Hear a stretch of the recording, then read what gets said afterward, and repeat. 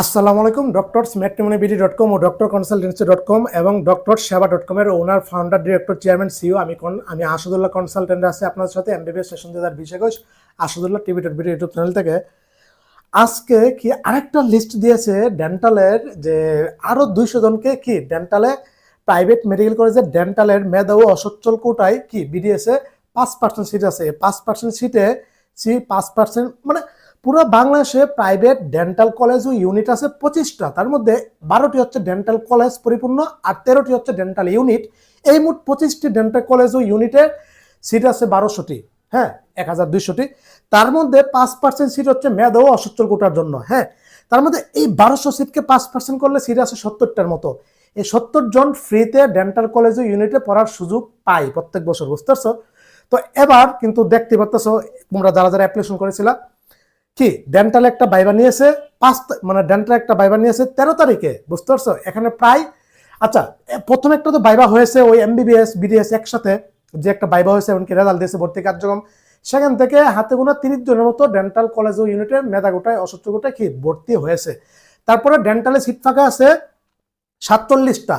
এই 47টা সিটের বিপক্ষে কি করছে কি 5 তারিখে, হ্যাঁ রাইট 7 তারিখে অথবা 5 তারিখে, 7 তারিখে একটা লিস্ট প্রকাশ করছে 93 জনের। এই 93 জনকে ভাইবা নিয়ে কি মেধা গোটায় 47টা সিট ফাঁকা আছে। মোট 70টা সিট থেকে 47টা সিট ফাঁকা আছে। তার মধ্যে 7 তারিখে মানে এটা তো তোমার মে মাসের 7 তারিখে একটা প্রজ্ঞাপন জারি করছে নোটিশ, যে 47টা সিট ফাঁকা আছে। 47টা সিটের বিপক্ষে কি 200টা মানে 47টা সিটের বিপক্ষে 93 জনকে ভাইবার জন্য স্বাস্থ্য অধিদপ্তরে ডাকছে। ওদের 13 তারিখে ওদের ভাইবা হলো, বুঝতে পারছো? তো 13 তারিখে ওদের ভাইবা হওয়ার পরে ওই ভাইবাতে কি হাতে গোনা, আমি যতটুকু খোঁজখবর নিয়েছি ভিতর থেকে, মাত্র 93 জন থেকে মাত্র 15 জনের কাগজপত্র ঠিকঠাক পেয়েছে। এখান থেকে অনেকে যায়নি, বুঝতে পারছো? অজস্র অগণিত জন যায়নি, জানেই না যে ওদের ডাক এসেছে যাইতে হবে। তারপরে আবার আরেকটা লিস্ট দিয়েছে, বুঝতে পারছো? তখন বলছে যে 17 তারিখে আবার ডাকছে 200 জনকে, হ্যাঁ।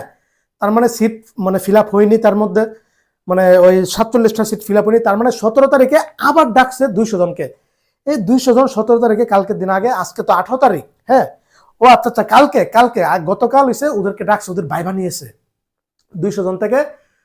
আমি যতটুকু খোঁজখবর নিয়েছি একজন বললো যে 30 থেকে 35 জন গিয়েছে। তার মধ্যে অধিকাংশ জনের ডকুমেন্ট ঠিকঠাক নাই, কারো একটা আছে, কারো 2টা আছে, কারো 3টা, কারো সবগুলি, কেউ কোনো ডকুমেন্ট নিয়ে যায়নি, বুঝতে পারছো? এগুলো তো তৈরির একটা প্রসেস আছে, আছে, এগুলো সবাই তো সব বুঝে না। তো আশা করতেছি এই 30 জন থেকে হয়তো 5 থেকে 10 জন হয়তো রিয়েল পক্ষে নিবে। আজকে 18 মে আজকে আবার আরেকটা লিস্ট দিয়েছে, সেখানে 200 জনের নাম দিয়েছে। এই 200 জনের ভাইবা নিবে 20 তারিখে। আজকে 18 তারিখ, আগামীকাল 19 তারিখ, পরের দিন 20 তারিখ। তার মানে এই 200 জনে আবার ভাইবা নিয়ে এই যে 3টা ভাইবার মাধ্যমে 47 জনকে সিলেক্ট করবে। এই 3টা লিস্টের মধ্যে আমরা দেখলাম যে প্রায় 500 জন স্টুডেন্ট ডাক পেয়েছে ডেন্টালে, বুঝতে পারছো? নিবে 47 জন, মনে রেখো 500 জন থেকে নিবে 47 জন। অলরেডি কি 300 জন কিন্তু ডাকা শেষ, আর 200 জন আরেকটা লিস্ট দিয়েছে। জিনিসটা বাবা সহজ না, অনেক কঠিন সিস্টেম। ডকুমেন্ট সব ঠিকঠাক থাকতে হবে, তারপরে সে সব মিল টিল পেলে তারপরে নিবে। আমার একটা মানে আচ্ছা, তো এই হচ্ছে প্রসেস। আগে একটা দিন সময় আছে, যাদের ডকুমেন্ট নাই একদিনের মধ্যে তোমার তৈরি করতে হবে। এই যে 13 তারিখে 17 তারিখে যে ভাইবা হয়েছে, এক আঙ্কেলের বাসা সিলেট। এই যে এমবিবিএস এর ভাইবা হয়েছিল না, সেই ওই গত মাসে 9 তারিখ, 12 তারিখ, 13 তারিখ। তো স্বাস্থ্য দপ্তরে আমাকে একটা আঙ্কেল চিনতে পারলো, তো আইসা কথা বললো, দেখা বললো, বৃদ্ধ বয়স্ক। তো আমি বললাম আপনার মেয়ে কি ডাক পেয়েছে? না। তাহলে আপনি আসলেন কেন? বলছে জাস্ট অন্যদের ভাইবা দেখার জন্য উনি আসলো। ওনার মেয়ে আবেদন করেছিলেন, ওটা ডাক পায়নি।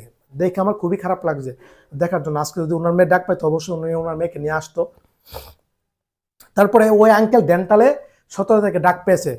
উনি আমার সাথে 15 তারিখে নাকি 16 তারিখে আইসা দেখা করিয়া গেছে সকাল। বুট 3টা বাজে আমাকে কল দিয়েছে, রাত্রে 3টা বাজে দিয়ে বলতেছে 3টা বাজে রওনা দিতে উনি রাজি। জাস্ট আমার সাথে দেখা করতে হবে, ডকুমেন্ট তৈরি করতে পারে না।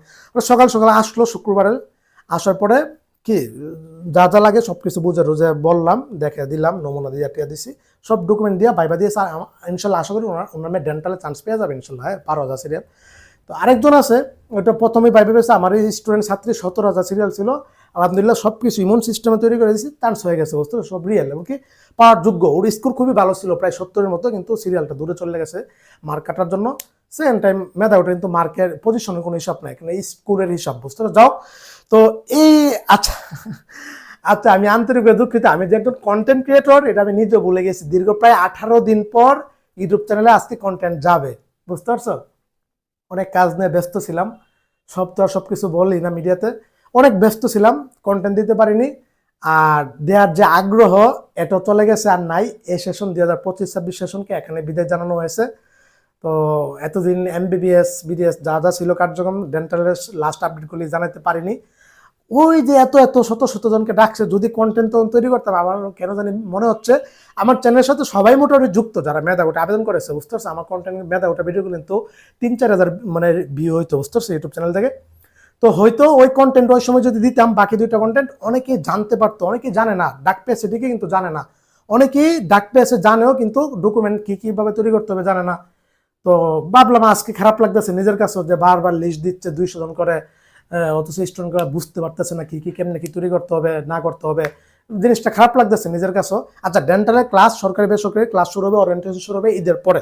আচ্ছা, এখন মেন কথা আসি, তোমরা যারা যারা এই 200 জন ডাক পেয়েছো, এখন তোমাদের কি করণীয়? তোমাদের এখন অনেকগুলি করণীয় আছে।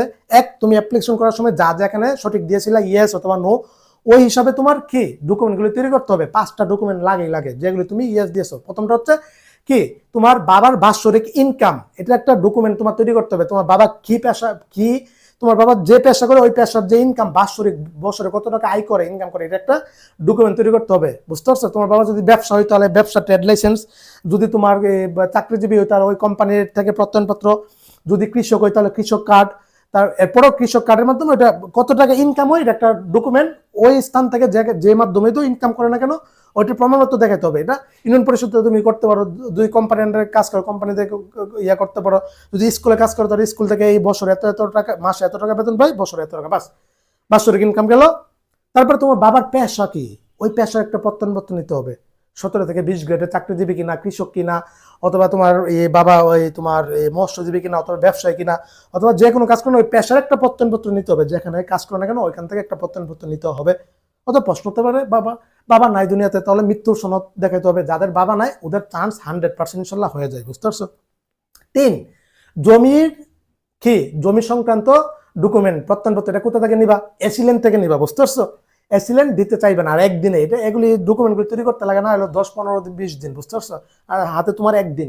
তো এসিলেন্ট যদি না দেয় তাহলে কি ভূমি অফিস থেকে নিবা, ইউনিয়ন পরিষদের ভূমি অফিস থেকে, অথবা ইউনিয়ন পরিষদ থেকে নিয়ে নিতে পারো, বুঝতে পারছো। 3, তুমি কি টিসিবি পাও, টিসিবি কার্ড পাও, বিজিডি কার্ড পাও, পাইলে ওটার মেন কপিটা তোমার দেখাতে হবে, বুঝতে পারছো। অথবা প্রতিবন্ধী ভাতা পাও, ওইটা তোমার মা অথবা বাবা, অন্য কেউ না, কিন্তু আত্মীয় স্বজন অন্য কেন, মা অথবা বাবা প্রতিবন্ধী ভাতা কিনা, ডিভোর্স হলে মানে বিধবা কিনা, বিধবা হলে ওইটা দেখাবা, ডিভোর্স হলেও চলবে, বিধবা হলে ওইটা দেখাবা, বিধবার ভাতা অথবা বিধবার ডকুমেন্ট। বাবা মৃত্যু যদি দুনিয়াতে না থাকে, যদি মৃত্যু হয়ে থাকে তাহলে মৃত্যু সনদ দেখাবা। মৃত্যু যাদের বাবা নাই অথবা মানে ওদের চান্স হয়ে যায় 100%, বুঝতে পারছো। 4, তুমি প্রত্যন্ত এলাকার কিনা, এটা যদি ইয়েস দিয়ে থাকো তাহলে ওই প্রত্যন্ত এলাকার তোমার দেখাইতে হবে, এনআইডি কার্ড অথবা ওই প্রত্যন্ত এলাকার প্রত্যয়নপত্র, এরকম একটা লাগবে, বুঝতে পারছো।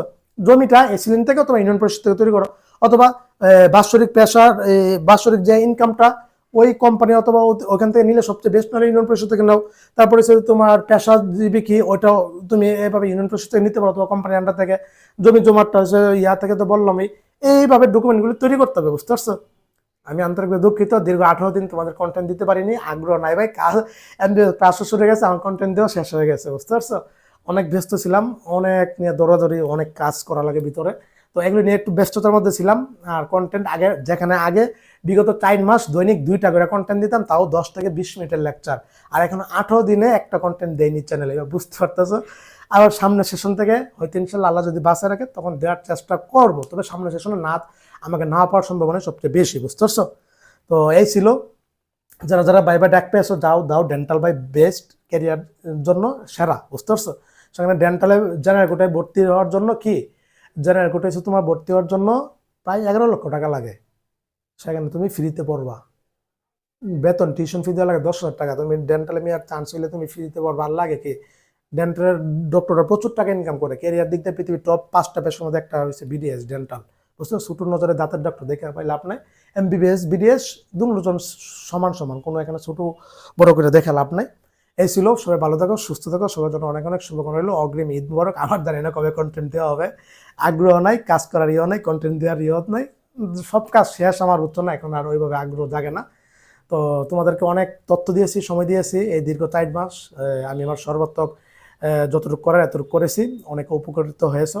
এভাবে প্রত্যেক বছরের পর বছর নতুন স্টুডেন্ট আসবে যাবে, চ্যানেলে সাবস্ক্রাইব বাড়বে, চ্যানেল কমেন্টগুলি থেকে যাবে, স্মৃতিগুলি থেকে যাবে, এগুলি বুঝতে পারছো। তো এই ছিল। আসসালামু আলাইকুম ওয়া রাহমাতুল্লাহি ওয়া বারাকাতুহু।